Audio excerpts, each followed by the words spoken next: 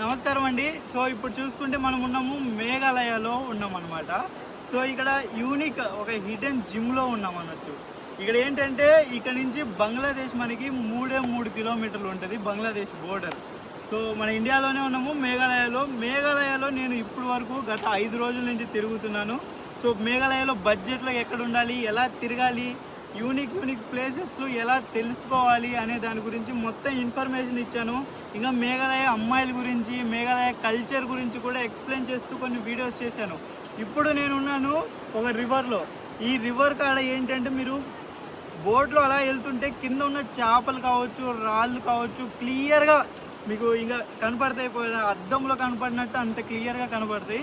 So వీటి గురించి ఈ వీడియో చేసి ఆ అద్దంలో కనపడే వీడియో చేసి ఒక లాంగ్ వీడియో చేసి పెట్టాను. సో మీరు మేఘాలయ నా ప్లేలిస్ట్లో చూసుకొని మేఘాలయ వీడియోస్ మొత్తం చూడొచ్చు. ప్రతి ఒక్కటి డీటెయిల్గా మీకు తెలుస్తుంది.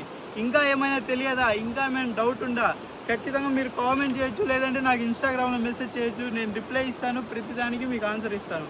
సో ఇప్పుడు వ్యూ మాత్రం చూసుకోండి ఎలా ఉందో, అసలు నిజంగా చాలా బాగుంది కదా. ఇప్పుడు మనం ఉన్నాము ఒక పెద్ద బ్రిడ్జ్ పైన.